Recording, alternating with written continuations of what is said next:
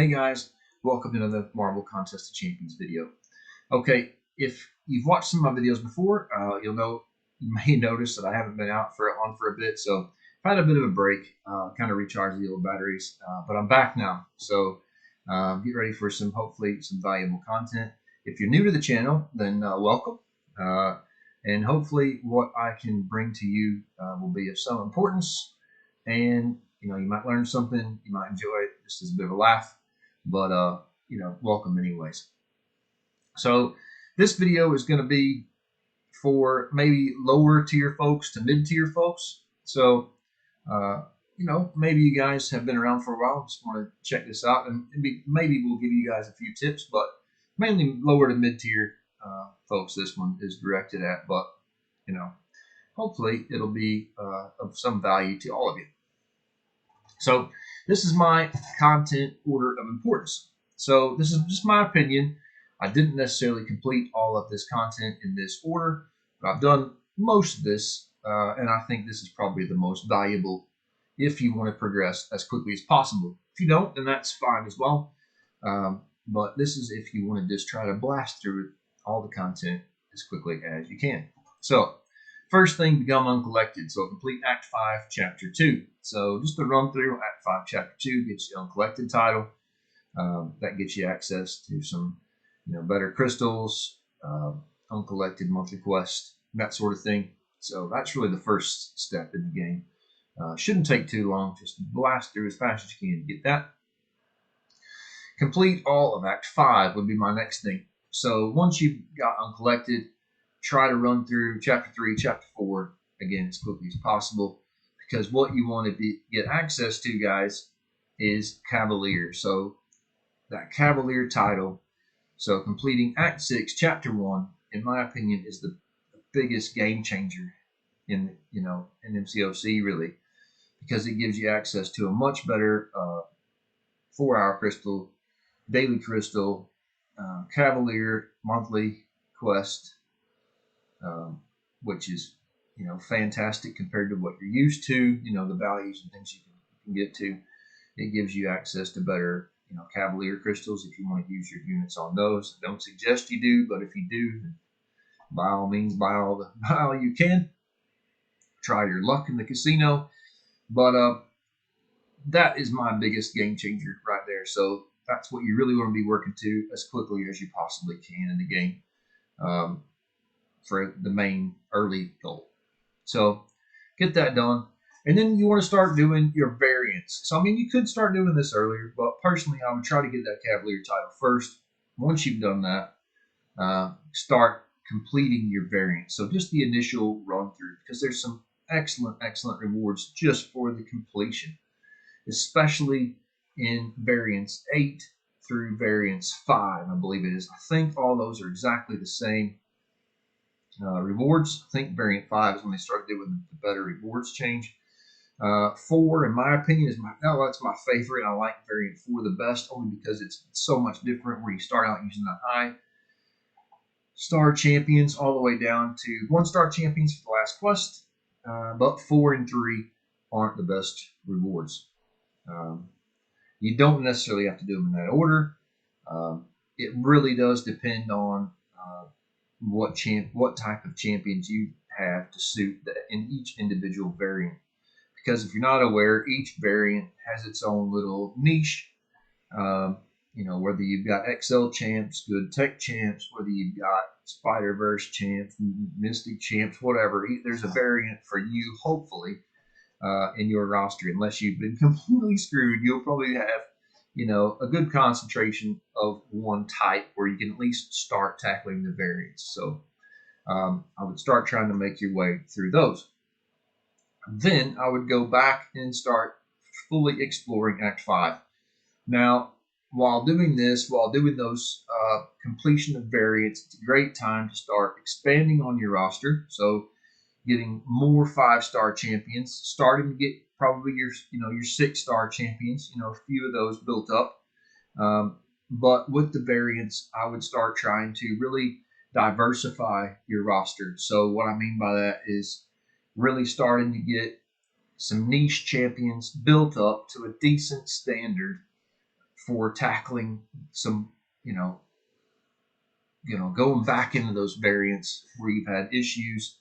Since you've only taken those easy paths, if you know you're going to have difficulty in the XL champ variant, saying, hey, I need some more decent XL champs, maybe start trying to rank up some decent XL champs, but, maybe have a think about it. So let's say you're going to try to do, you've done a few of the newer ones, you want to go back and do, say, 2 and 3. Well, let's say you've got, a champion, you want to rank up an XL champion, but you think, hold on, if I rank up an XL champion as well as a tech champion, then I can cover 2 and 3. So that's kind of how you need to be thinking. So, do I need to do Sentinel? Well, he's fantastic for both of those. Or do I want to do Venom because he's an XL champion? He's very good for the symbiote. He's very good for, quite a few of those. There's quite a few champions that are really good across numerous different variants. So have a think of that, but, maybe ranking those characters up, because you want to have a character for each little niche if you can. That's a big thing, and this is a great chance to do that. One thing I would say quickly about the variants is, maybe save some of your rank up gems that you get for a lot of the older variants until you pull those, as soon as you pull those older champions, use it for those.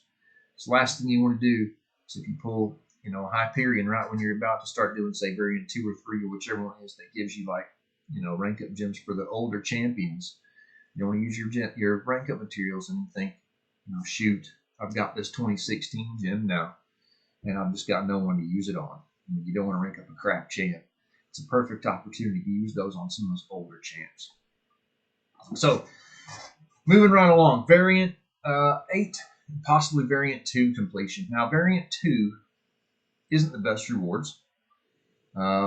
It's not massively difficult, but it is quite a lot longer than the others.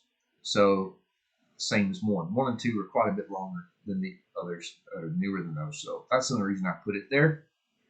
Variant 8, in my opinion, I don't like variant 8. I think it's for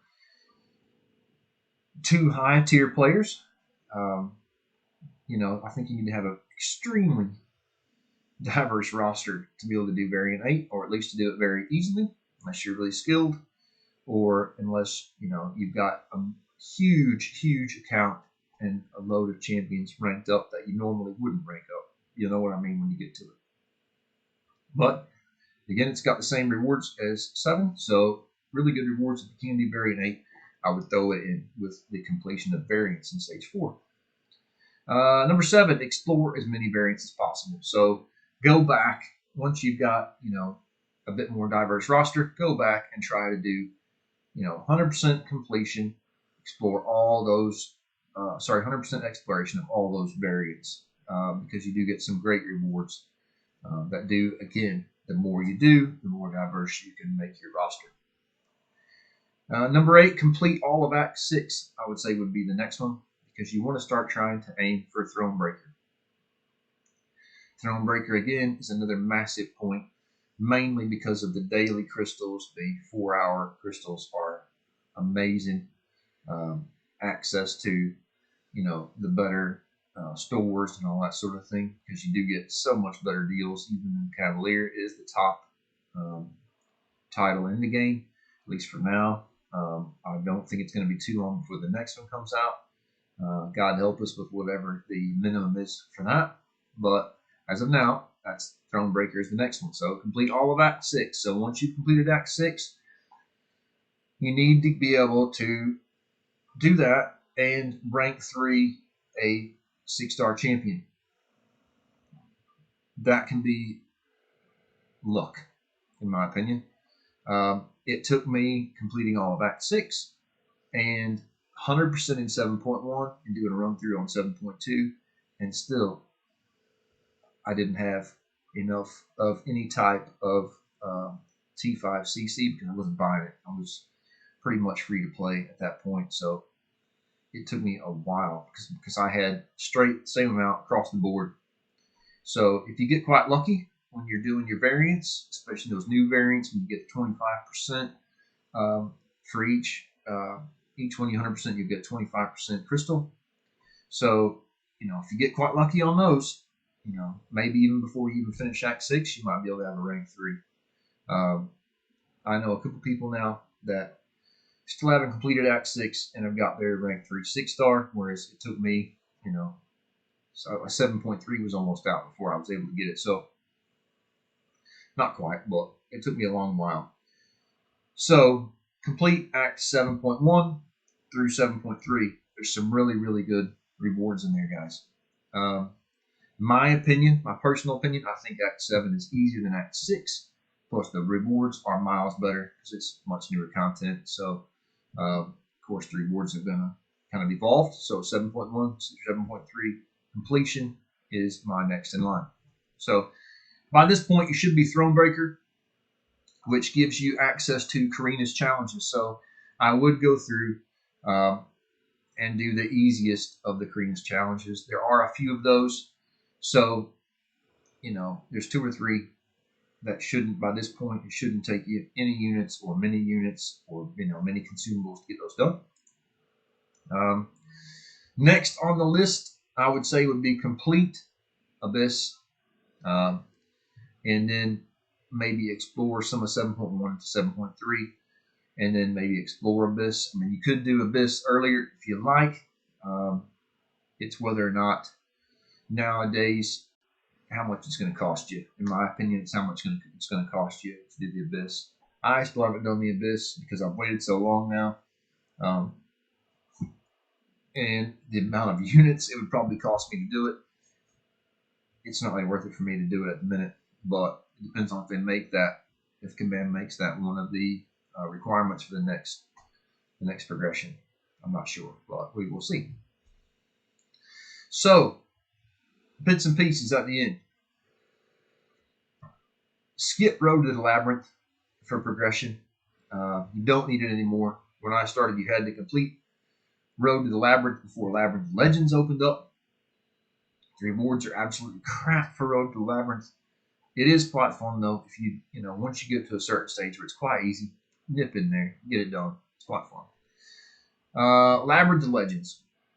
Again, if you can do it quite early on and you're really highly skilled, it's not going to cost you much, in the way of consumables, units, etc. Then get it done. It's decent rewards for up-and-coming players, but once you get to, Cavalier and beyond, it's just something you can do for fun because the rewards are so outdated now. They really should go back, in my opinion, and try to bump those up a little bit. But because that was, the cream of the crop content, kind of the Everest content back in the day, but not anymore. The rewards don't match it. The monthly event. This is massive, guys. Massive, massive, massive. Challenge yourself to tackle the hardest monthly content you can. Try to progress each month. Prioritize the monthly events over all of this. This comes second. This will always be here. This will not. So prioritize this. I cannot say that enough. Prioritize the monthly events and try to push yourself. When I first got into Uncollected, it was, okay, I can do the first couple chapters. I can do a run through, completion.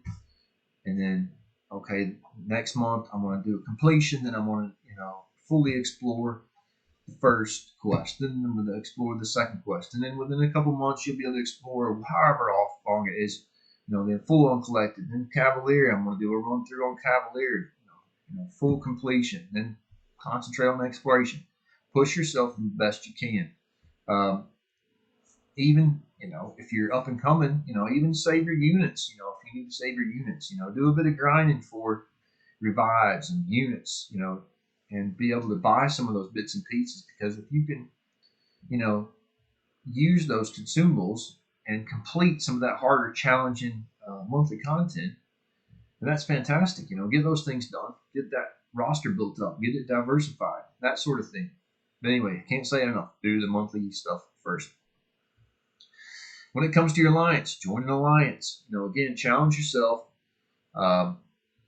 if you want to progress quickly, you need to challenge yourself. You need the highest map you can, the highest difficulty, rule work you can, um, and if that progression is paramount to you.